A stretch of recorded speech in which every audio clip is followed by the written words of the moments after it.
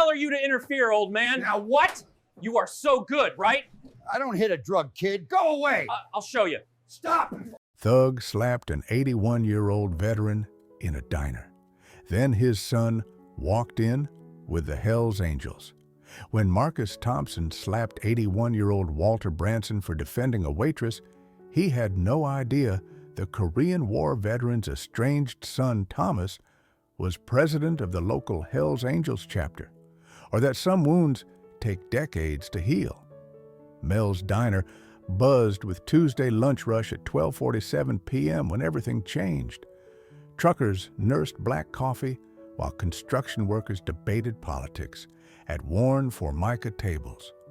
Sarah Martinez weaved between customers, her daughter's photo tucked in her apron pocket, reminder of why she endured double shifts and difficult customers.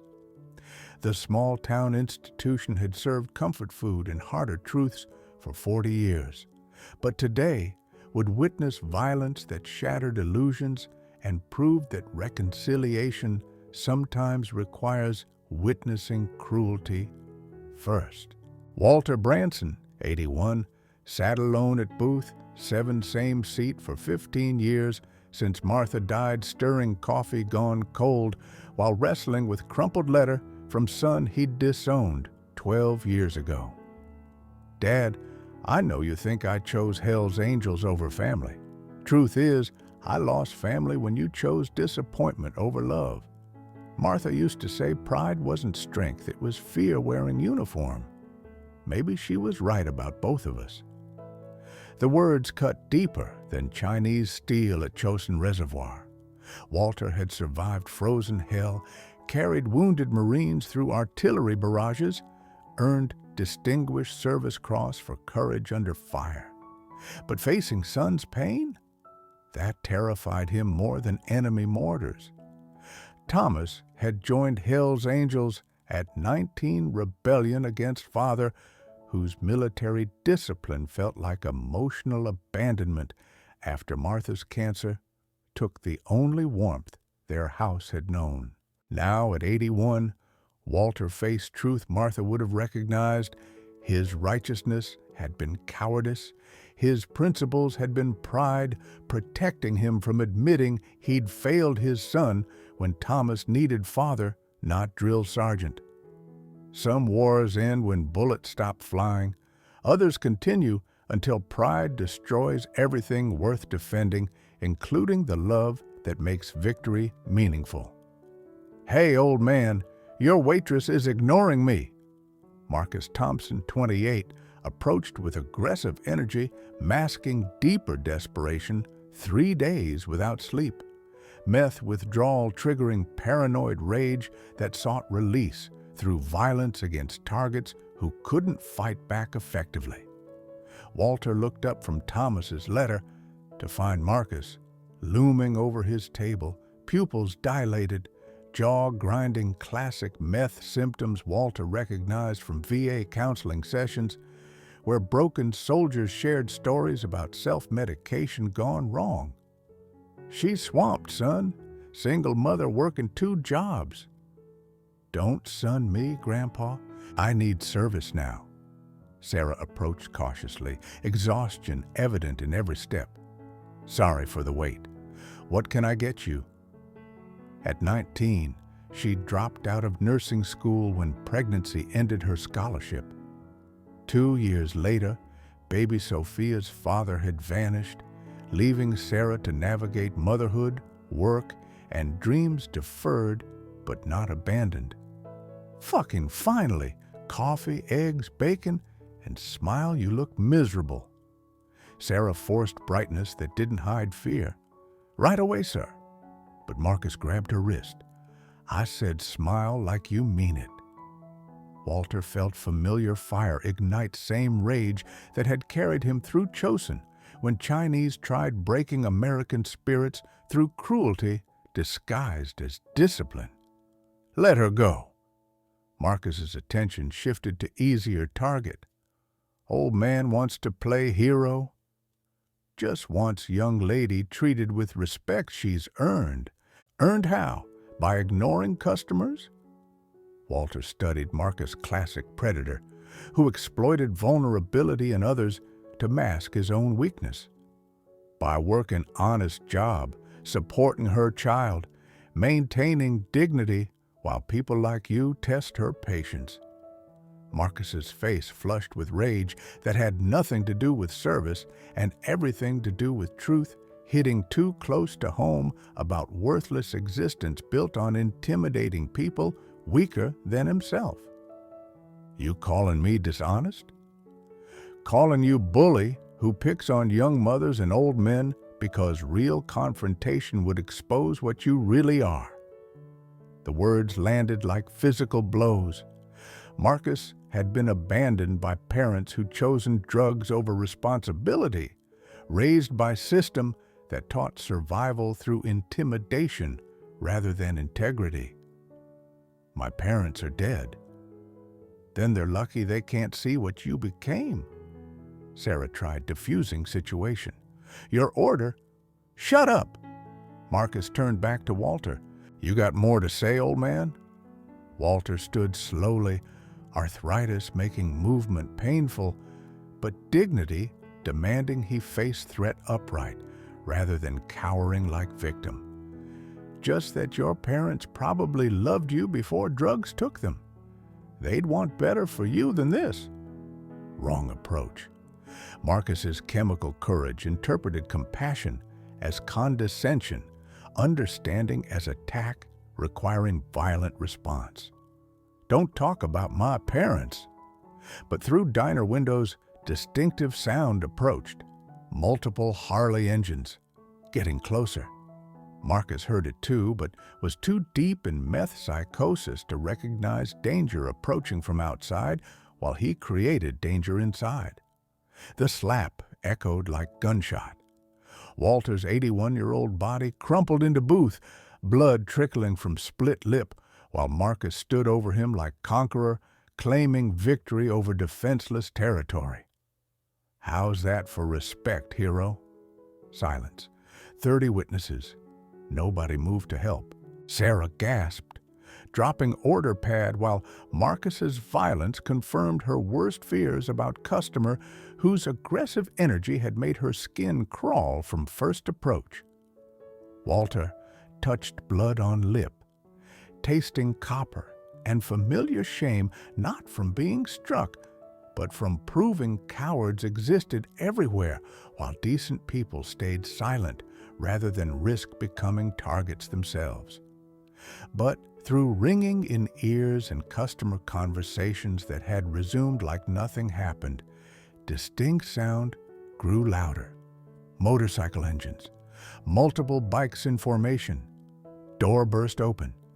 Thomas Branson entered wearing Hell's Angels President patch, followed by 6 bikers whose presence transformed diner from crime scene into family reunion that would redefine everything both men thought they knew about love, loyalty, and forgiveness. Dad? Thomas stopped mid-stride, seeing blood on father's face. 12 years of silence shattered, not from planned reconciliation, but from son witnessing parent being hurt by a stranger who'd made catastrophic mistake attacking family that Hell's Angel would die protecting. Thomas, Walter whispered, hardly believing eyes. You came. Got your letter last night. Martha visited my dreams, told me stop being stubborn ass and see my father before pride killed us both. Thomas's voice carried 12 years of regret. Who did this? Marcus realized his meth-fueled aggression had just escalated into survival scenario, where chemical courage meant nothing against brotherhood whose loyalty was earned through blood, not declared through words. Sometimes reconciliation requires witnessing cruelty, to remember that love matters more than pride, and family bonds survive even when we try to break them ourselves. Thomas knelt beside Booth where father dabbed blood with napkin, their first physical contact in 12 years happening, because violence had forced conversation, pride had prevented. Dad, let me see. Thomas examined split lip with gentleness that surprised both of them. You okay? Had worse in Korea. You remember those stories? Remember everything you taught me. Just took 12 years to understand the lessons about protecting family being more important than protecting pride. Marcus tried escaping through kitchen, but Road Captain Mackenzie blocked exit with casual authority that made resistance pointless. Nobody leaves until we understand situation, Thomas said without turning from father. Sarah found courage to speak.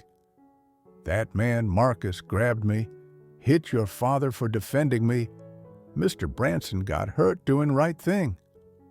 Thomas's jaw tightened. Classic dad move, still fighting other people's battles at 81. Some battles choose you, Walter replied, using phrase Thomas remembered from childhood. Yeah, they do. Thomas stood, studying Marcus with clinical assessment. When did you last eat? Sleep? You're tweaking bad. Marcus couldn't remember. Meth had stolen appetite, sleep, rational thought, leaving only paranoid aggression that turned minor frustrations into violent outbursts. You're seeing things that aren't there, fighting people who want to help, Thomas continued, with understanding that came from managing broken men whose addiction had made them dangerous to themselves and others. Road Captain, call Doc Williams. Medical intervention, not jail. Detective Ray Morrison arrived, having been monitoring Hell's Angels activity since Thomas's chapter had moved into town 6 months ago. But instead of criminal enterprise, he found community intervention. Thomas Branson, heard you were back in town. Detective Morrison came to see my father, found him bleeding from assault by someone who needs help, not arrest.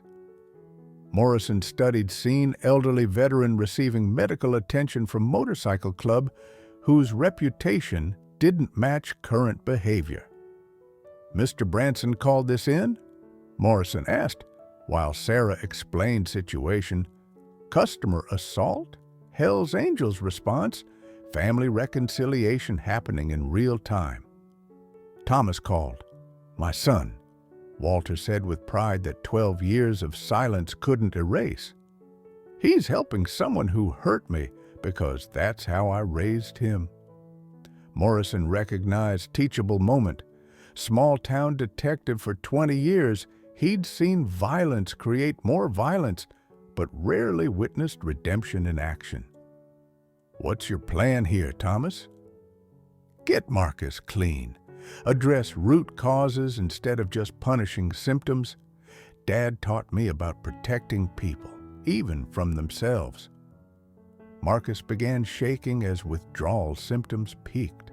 Doc Williams, former Army medic who'd served Hell's Angels community for 15 years, arrived with medical supplies and addiction expertise that hospital emergency rooms often lacked.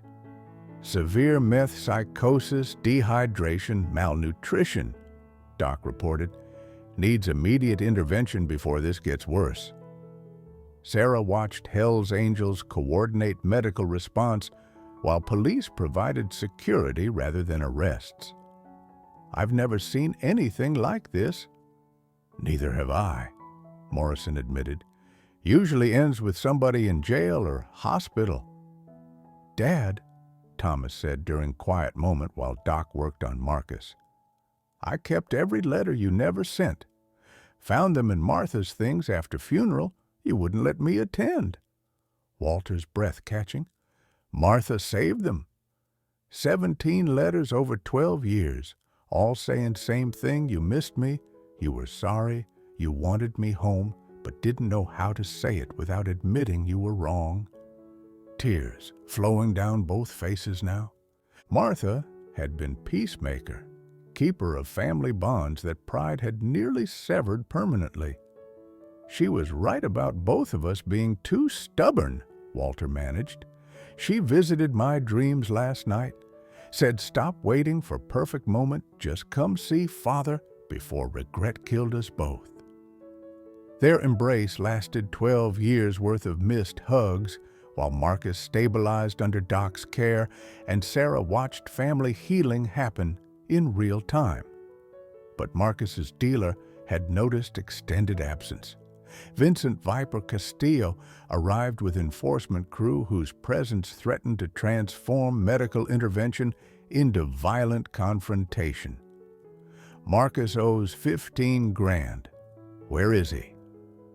Thomas positioned himself between dealer and patient receiving treatment. He's getting help. Help doesn't pay debts. Morrison stepped forward, recognizing drug dealer whose operation had been under surveillance for months. Vincent Castillo, you're under arrest for drug trafficking, assault, intimidation. Backup units surrounded diner as Morrison executed warrant that had been pending for weeks. Marcus's crisis providing opportunity to remove predator whose business model required keeping people sick rather than helping them heal. With Viper arrested, Marcus's recovery could proceed without threat from criminal elements whose profit depended on maintaining addiction that destroyed lives while generating revenue. Thomas, Walter said while watching son coordinate between medical care, police cooperation, and family reconciliation. When did you become such a leader? Had good teacher, military discipline, personal responsibility, protecting others. You taught me everything important. Hell's Angels just gave me family to practice with. Walter began understanding that Motorcycle Club had provided Thomas with brotherhood, purpose, and leadership opportunities that military service might have offered if Vietnam hadn't ended before Thomas came of age. I'm proud of you, son. Proud of man you became despite my failures as father. You didn't fail. You gave me foundation. I built different structure, but foundation held. Sarah approached hesitantly. Mr. Branson, Thomas, thank you for protecting me, helping Marcus, showing me what real men look like. Real men protect others, Walter replied. Gender doesn't matter. Character does. You're raising daughter who'll know difference. Marcus began emerging from psychosis as medical intervention stabilized his condition enough for rational conversation about recovery options that Thomas had researched during years of helping broken veterans find purpose through Hell's Angels community service. Thomas, why are you helping me? I hurt your father. Because he taught me that broken people need fixing, not destroying. Because everyone deserves second chance if they're willing to work for it. True strength isn't avoiding the fight, it's choosing battles that heal rather than harm, and victory measured by people saved rather than enemies defeated. Marcus's withdrawal intensified as meth left his system, triggering seizures that threatened brain damage, while Doc Williams coordinated with hospital staff about treatment options that balanced medical necessity with legal complications. He needs immediate hospitalization, Doc reported, while Marcus convulsed despite medication. Seizure activity could cause permanent damage. But Marcus's criminal record created problems at County Hospital, where staff viewed addicts as criminals rather than patients requiring treatment.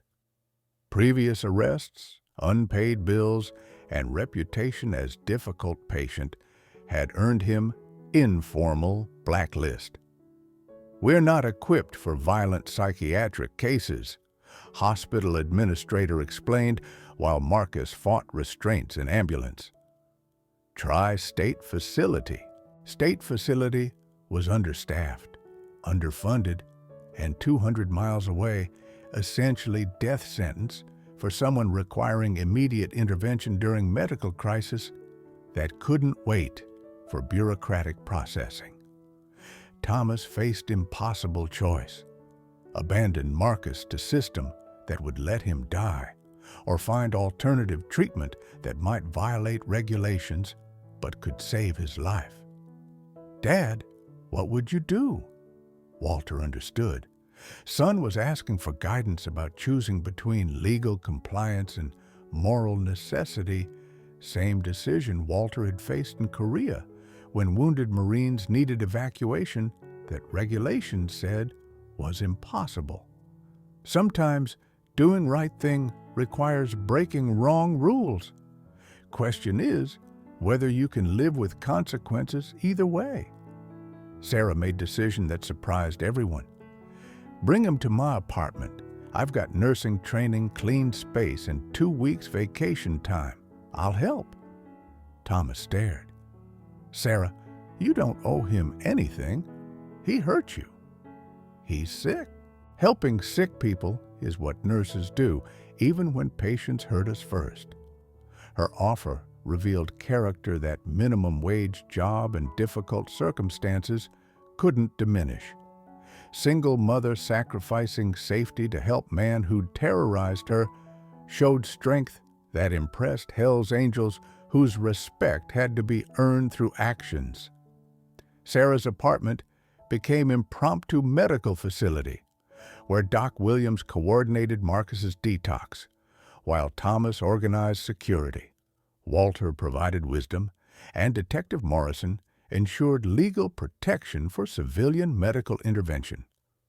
"This is highly irregular," Morrison admitted while filing paperwork that classified situation as emergency medical assistance rather than unlawful detention. "Irregular, but necessary," Walter replied while helping Sarah monitor Marcus's vital signs during withdrawal process that was literally killing him slowly. Marcus's seizures continued for 18 hours, while small team worked in shifts to prevent brain damage that hospital bureaucracy would have caused through delay and indifference. "Why are you helping me?" Marcus asked during lucid moment between seizures. "Because people helped me when I needed it," Sarah replied while checking IV fluids that were keeping him hydrated. "When Sophia was born, community supported us. Now it's my turn." Her backstory emerged during long night of medical crisis: teenage pregnancy, abandoned by boyfriend, family rejection, but community support that had enabled survival and slow progress toward nursing career. That addiction crisis had temporarily derailed, but not destroyed. "I was 1 semester from graduation when Sophia came early. Couldn't afford child care and tuition, had to choose. Chose my daughter, never regretted it." Thomas understood why his father had defended her. Sarah represented every young person who'd made difficult choices with grace, dignity, and determination to build better life despite obstacles that would have broken weaker people. "You'll finish school," Thomas promised. "Hell's Angels has scholarship fund for people like you, single parents, veterans, anyone trying to improve their life through education." Walter felt pride watching son demonstrate leadership that honored military values while embracing civilian responsibility that served community needs through direct action rather than bureaucratic procedures. Marcus survived withdrawal after 3 days of intensive care that civilian hospital would have provided for thousands of dollars. But Sarah's apartment provided for cost of medical supplies and human compassion. "I'm alive," Marcus whispered while recognizing faces of people who'd saved his life despite having every reason to abandon him to consequences of his own choices. "You're alive and clean," Doc Williams confirmed. "But staying clean requires different kind of courage than getting clean. You ready for that fight?" Marcus looked around. Apartment where Walter read newspaper. Thomas coordinated Hell's Angels business, Sarah studied nursing textbooks, while daughter played quietly, family formed through crisis rather than blood, held together by shared commitment to helping rather than hurting each other. I don't deserve help from people I hurt. Deserve has nothing to do with it, Walter replied. Need has everything to do with it. You need help, we can provide help. Community benefits when people heal instead of staying broken. Detective Morrison arrived with news that would complicate recovery process. Marcus faced multiple warrants from surrounding counties, meaning arrest was inevitable once medical crisis ended. I can delay warrants for 30 days while he gets stabilized, but eventually legal system has to process charges. Thomas had experienced similar problems with Hell's Angels members whose past mistakes created barriers to employment, housing, and rehabilitation that society claimed to support but actually prevented through institutional obstacles. We'll figure it out, one day at a time. First priority is keeping him alive and clean. Sometimes healing happens one breath at a time with people who choose to see potential rather than past, and victory measured by progress rather than perfection. 3 months later, Marcus worked his first day at Mel's Diner as prep cook, earning minimum wage while attending AA meetings that Thomas's Hell's Angels sponsored for community members whose addiction required ongoing support rather than one-time intervention.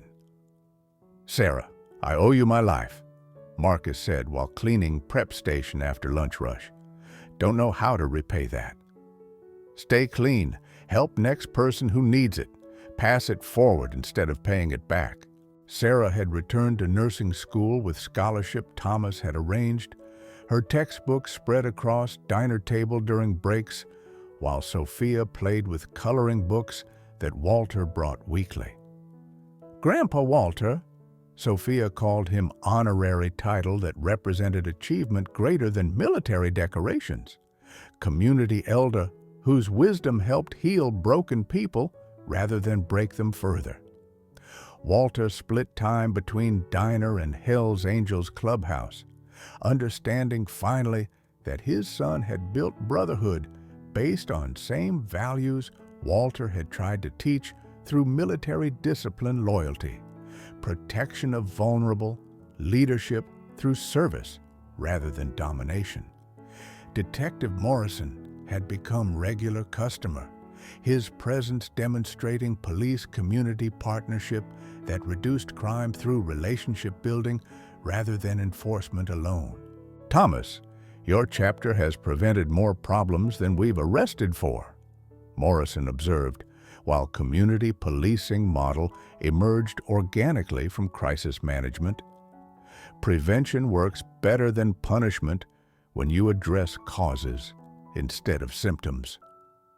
Walter's 82nd birthday celebration at Mel's Diner brought together unlikely community, Hell's Angels, Korean War veterans, recovering addicts, single mothers, and neighbors who'd witnessed transformation of local motorcycle club from perceived threat to community asset. Mr. Branson taught us all about standing up for what's right, Sarah said, while serving cake to crowd that included Marcus, 6 months clean, Detective Morrison, now family friend, and Doc Williams, volunteer medical coordinator. Marcus presented Walter with hand-carved walking stick made during woodworking therapy that had replaced drug addiction with creative skills, providing income, purpose, and self-respect that chemicals had stolen during years of self-medication. This stick was dying wood until someone gave it new purpose, Marcus explained, while Walter examined craftsmanship that reflected patience, sobriety, and artistic talent that recovery had revealed beneath destructive behaviors. Thomas watched father accept gift from man who'd assaulted him, understanding that forgiveness created stronger bonds than vengeance, while redemption honored military values about protecting rather than destroying those who needed guidance. Dad, you changed all our lives by showing mercy when justice demanded punishment. But celebration faced interruption when Viper's successor arrived, demanding territory that Hell's Angels had transformed from drug market into recovery community, creating conflict between criminal interests and civilian rehabilitation efforts. Rico Martinez entered with enforcement crew whose presence threatened community that had formed around shared commitment to healing rather than harming vulnerable populations whose addiction had made them targets for predators. Territory belongs to business, not bikers, Rico announced while displaying weapons intended to intimidate Hell's Angels, whose response would determine whether recovery communities survived or became casualty in drug war. But Thomas had anticipated challenge from criminal elements, whose profit depended on maintaining addiction that community was successfully treating through support networks rather than law enforcement that criminalized rather than healed. Territory belongs to people who live here, work here, raise families here, Thomas replied while coordinating with Detective Morrison, whose backup units had surrounded Diner in response to planned confrontation. Walter stood, despite arthritis, positioning himself between weapons and community that had embraced him as elder, whose wisdom helped resolve conflicts through understanding rather than violence. Rico, you're outnumbered and outgunned. More importantly, you're fighting people who protect rather than prey upon neighbors who need help instead of addiction. Sarah stepped forward with courage that sobriety and community support had given her. These people saved my life, Marcus's life, helped dozens of families. What do you offer besides poison? Her question exposed fundamental difference between criminal enterprise that destroyed lives for profit and community organization that rebuilt lives through mutual support and shared responsibility. Rico's arrest by Detective Morrison's team eliminated immediate threat while demonstrating law enforcement partnership with Hell's Angels that prioritized community safety over organizational stereotypes that had previously created unnecessary conflict.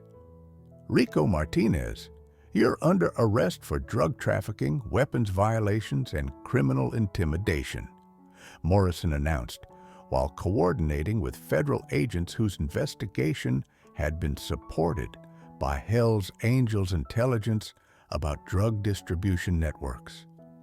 Walter watched son coordinate with civilian authorities while maintaining brotherhood loyalty that honored both military leadership principles and community responsibility, that served neighborhood interests rather than organizational profit. Thomas learned leadership from multiple sources, Walter told reporter, covering story about veteran biker family reconciliation that had prevented drug violence while demonstrating community intervention success. Military discipline, motorcycle brotherhood, and civilian responsibility created leader who protects rather than threatens vulnerable populations. Marcus completed 6 months of sobriety while beginning carpentry apprenticeship that Hell's Angels had arranged through community contacts who valued second chances over criminal records when people proved commitment to changing destructive patterns. Mr. Branson showed me that heroes don't need uniforms, just courage to do right thing when it matters most, Marcus reflected during ceremony, recognizing community members whose recovery had strengthened rather than weakened neighborhood safety. 1 year later, Walter moved from empty house into apartment above diner, surrounded by community that had formed around principles he'd taught son, who'd found better ways to implement lessons about service, loyalty, and family bonds transcending blood relationships.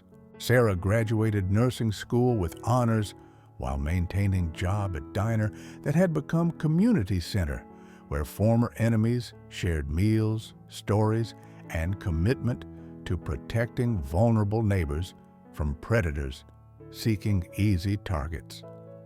Nurse Martinez, patients called her at clinic, where she specialized in addiction medicine.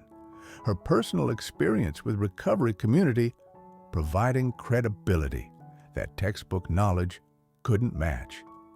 Thomas's Hell's Angels chapter had become model for motorcycle clubs whose community service challenged stereotypes while maintaining brotherhood that honored military traditions Walter had taught, combined with civilian responsibility that served neighborhood interests.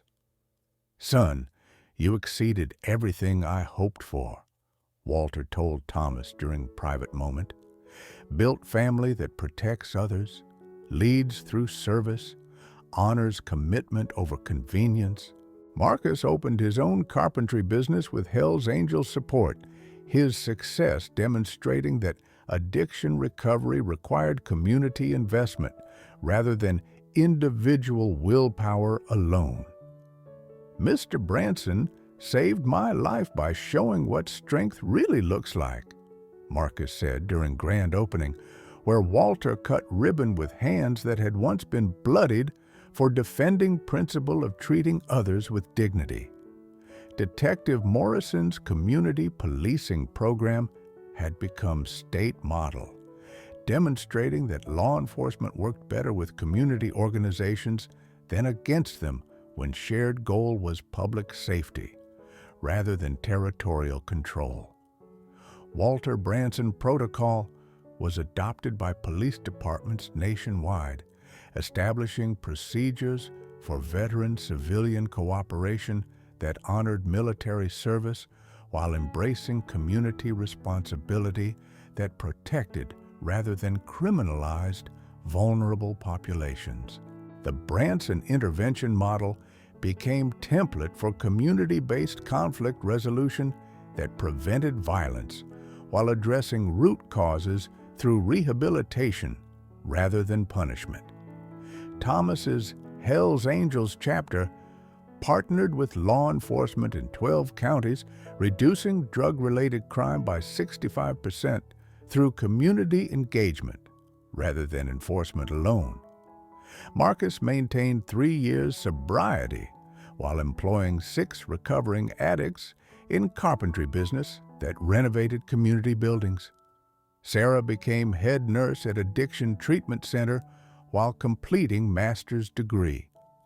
Walter established Korean War Veterans Mentorship Program, connecting military wisdom with civilian leadership. Detective Morrison's community policing model was adopted statewide, demonstrating law enforcement partnership with community organizations that protected rather than criminalized vulnerable populations. 5 years later, Walter Branson protocol had transformed veteran-civilian relations while establishing precedent that family reconciliation required vulnerability rather than pride, understanding rather than judgment, community rather than isolation that destroyed more lives than it protected. At 86, Walter continued mentoring while supporting son, whose motorcycle club had become community institution, protecting neighborhood from criminal elements through service rather than intimidation. Thomas's leadership proved brotherhood transcends organizations when shared values emphasize healing over harm, protection over predation, hope over fear that keeps families apart when they need each other most. They learned that some wars end when enemies stop fighting. Others continue until pride destroys everything worth defending, And victory comes when communities choose love over fear, forgiveness over resentment, unity over division that accomplishes nothing except prolonging suffering that ends only when someone finds courage to extend hand across divide, proving love stronger than pride, family bonds deeper than organizational loyalty, and healing more powerful than any wound pride can inflict. Some wars end when enemies stop fighting. Others continue until pride destroys everything worth defending. And healing begins when families choose love over fear that keeps them apart when they need each other most.